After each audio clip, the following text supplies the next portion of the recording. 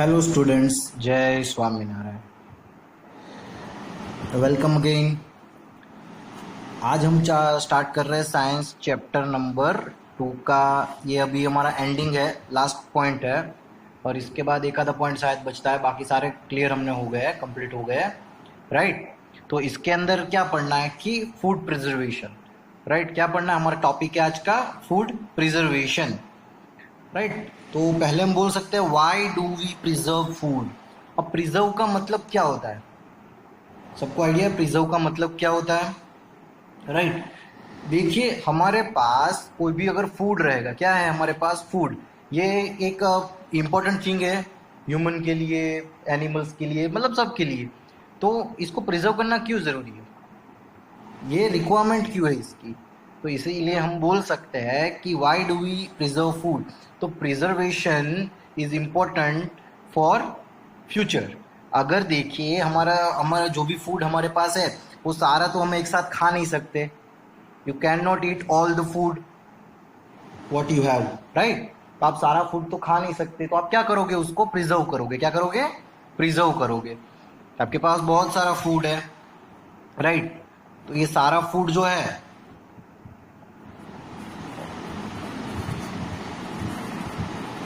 आप खाने वाले हो नहीं, आप नहीं खाओगे, राइट। आप सारा फूड तो खा नहीं जाओगे, तो आप क्या करोगे? Save for future. अब देखिए सर, यहाँ पे फ्यूचर लिखा है, इसका मतलब ये है कि हमारी फ्यूचर जनरेशन की बात की है यहाँ पे? नहीं, फ्यूचर जनरेशन की बात नहीं की है यहाँ पे। सेव फॉर फ्यूचर का मतलब कि 2 दिन बाद, 1 वीक के बाद, after 1 week, after 2 months, like this. Okay, future का मतलब क्या होता है? After 2 days, 2 weeks, 2 months, right. तो इसी तरीके से आपको क्या करना है? फूड को सिक्योर करना है। इसी प्रोसेस को बोलते हैं, क्योंकि आपको 2 मंथ बाद, 2 मंथ, आफ्टर 2 मंथ, आपको अगर मन हो रहा है कि आपको ये चीज़ खानी है, तो अगर आपने प्रिजर्व की होगी तो वो आपको मिल सकती है। क्योंकि आपने देखिए, हमारे कंट्री में फ्रूट्स का सीजन होता है अलग अलग टाइम पे। तो वो फ्रूट्स को हम अगर प्रिजर्व करके रखेंगे तो हम 12 मंथ्स जो है पूरे, उसमें से कभी भी उसको खा सकते हैं, कंज्यूम कर सकते हैं। क्लियर? तो इसी तरीके से ये प्रिजर्व करना पड़ता है। अब देखिए, कुछ टेक्निक है हमारे पास, राइट। इसके बारे में हम लिख सकते हैं micro organism that grow on food can sometime produce toxic substance which are poisonous to us. अब देखिए, जो माइक्रो ऑर्गेनिज्म होते हैं, कौन होते हैं? Micro organism. वो क्या करते हैं? अब हम फूड पे ग्रो करते हैं, तो हम लिख सकते हैं grow on food and produce toxic substance, right. Microorganism is can grow on the food and then produce toxic substance. Toxic का मतलब पॉइजनस, राइट। तो इट पॉइजनस टू अस। हमारे लिए कैसा है ये? पॉइजनस है। कैसा है? पॉइजनस है, मतलब ये हमको हार्म कर सकता है। तो माइक्रोनिज्म जो अगर फूड पे ग्रो करते हैं, तो हम क्या करेंगे? उसको प्रिजर्व करेंगे। क्या करेंगे? प्रिजर्व। क्योंकि माइक्रो ऑर्गेनिज्म हमें हार्म नहीं करने चाहिए। अगर हमें हार्म करेंगे तो हमारी डेथ भी हो सकती है, या बहुत सारे डिसीज हो सकते हैं, हमारा फूड भी स्पॉइल हो सकता है, राइट। तो हम यहाँ पे ऐसा कर सकते हैं कि तो अगर स्पॉइल फूड है उसको हम खा नहीं सकते। तो इसी तरीके से हमारे पास कुछ मेथड है, तो हम यहाँ पे लिखते हैं common methods for food preservation. Common method for food preservation, like अब कौन कौन सी मेथड है जिसको हम कर सकते हैं? तो हम प्रिजर्वेटिव का यूज़ करेंगे। पहला तो सिंपल है। अब अलग अलग प्रिजर्वेटिव्स का यूज़ कर सकते हैं हम, राइट। तो वो प्रिजर्वेटिव्स कहाँ यूज़ हो गए? तो पहले हम हर जगह पे यूज करते हैं। तो पहले सबसे पहला जो हमारा होता है, जिसको हम सॉल्ट बोलते हैं, common salt. Common salt, salt का मतलब जो हम घर में नमक यूज करते हैं, उसका यूज करके आप, ये सारे क्या है हमारे प्रिजर्वेटिव्स है। क्या है? प्रिजर्वेटिव्स। तो इसके लिए इसमें मीट होगा, फिश होगी, फिर आंवला,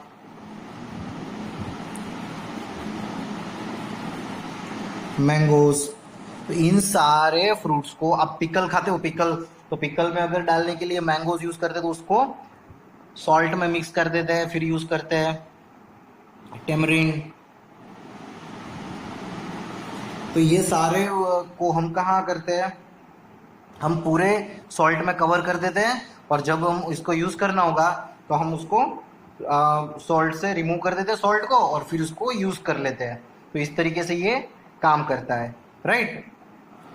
आपको पता होना चाहिए कौन कौन से है। फिर दूसरा है यूज ऑफ शुगर। दूसरा क्या है हमारे पास? शुगर। शुगर होती तो स्वीट है, लेकिन उसको भी हम एज अ प्रिजर्वेटिव यूज कर सकते हैं। कहाँ पे यूज करते हैं हम? जैम, जेलीज, स्क्वैशेस, इन सब जगह पे हमारे शुगर को हम यूज करते हैं। अब शुगर क्या करती है? तो शुगर जो होती है,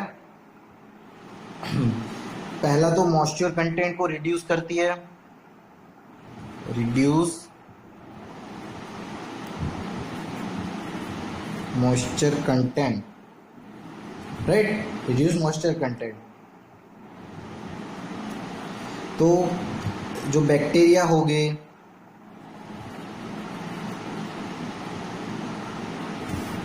बैक्टीरिया होते हैं वो क्या हो जाते हैं, वहाँ पे एग्जिस्ट नहीं कर पाते। जहाँ पे मॉइस्चर नहीं होता तो वहाँ पे वो बैक्टीरिया एग्जिस्ट नहीं कर पाएंगे, इसलिए वो बैक्टीरिया डेड हो जाते हैं। क्या हो जाते हैं? डेड या हो जाते हैं, या फिर डोंट ग्रो, डोंट ग्रो, वो ग्रो नहीं कर पाते। समझ गए? शुगर का काम। सॉल्ट का काम भी ऐसा है, वो भी कंट्रोल रखता है बैक्टीरिया को। Control the bacteria, control the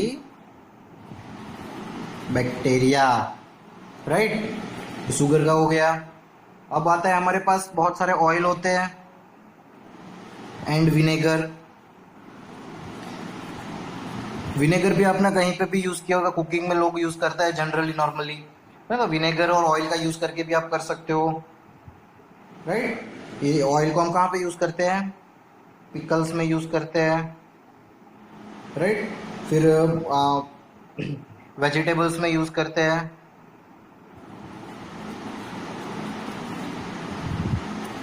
fruit में यूज करते हैं ये विनेगर को, या पिकल में हम ऑयल को यूज करते हैं। तो इन जगह पे हम कैसे क्या करते हैं कि ऑयल अगर रहेगा या विनेगर रहेगा तो बैक्टीरिया सर्वाइव नहीं कर पाएंगे, राइट। तो bacteria can't survive in environment of oil and vinegar.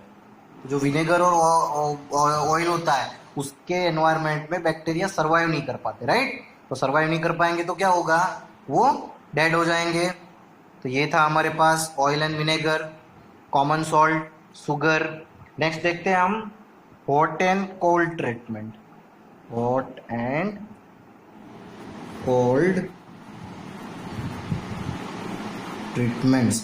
अब देखिए सर, इसमें हॉट एंड कोल्ड ट्रीटमेंट में क्या होता है? तो इसमें कुछ नया नहीं है। जब हम मिल्कमैन जो होता है या दूध वाला जो होता है घर पे आता है, मम्मी दूध लेके क्या करती है, उसको गर्म कर देती है, बॉईल करती है। तो यही मतलब हुआ कि अगर मम्मी उसको गर्म कर रही है, राइट, तो ये रीज़न क्या है उसका, राइट, रीज़न क्या है उसका? तो हम गर्म करके फ्रिज में रख देते हैं, फिर क्या है वो लॉन्ग टाइम तक स्पॉइल नहीं होता मिल्क, राइट। इसी इसमें मतलब क्या होता है कि जब आप बॉईल करते हो और फिर ठंडा कर देते हो तो क्या है, वो जो बैक्टीरिया होते हैं वो किल हो जाते हैं। तो हम लिख सकते हैं boiling is kill many microbes. जो बॉइलिंग होता है वो बहुत सारे माइक्रोब्स को किल कर सकता है। क्लियर? तो और जब ठंडा करते हैं तो वहां पे भी टेम्परेचर ऐसा होता है कि माइक्रोब सरवाइव नहीं कर पाते, राइट? तो microbes can't survive in cold temperature also। मतलब वो अगर कोल्ड टेम्परेचर रहेगा तो उसमें भी माइक्रोब सर्वाइव नहीं कर पाएंगे।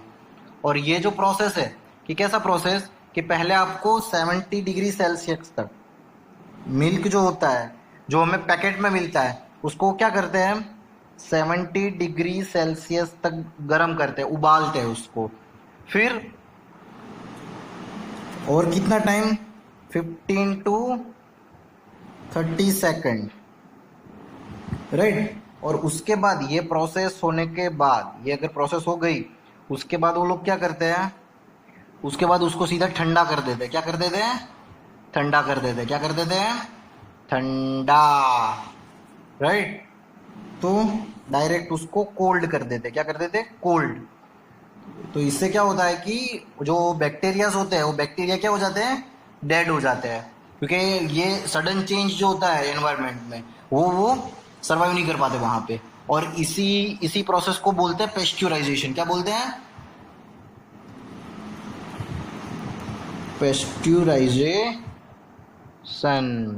क्या बोलते हैं इसको? पेस्चुराइजेशन।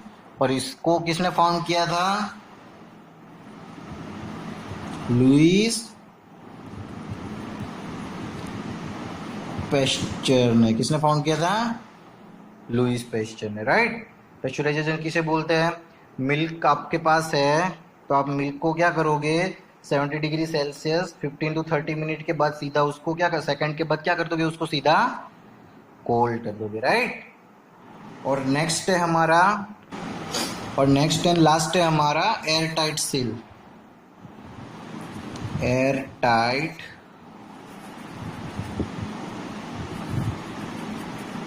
पैकेट्स।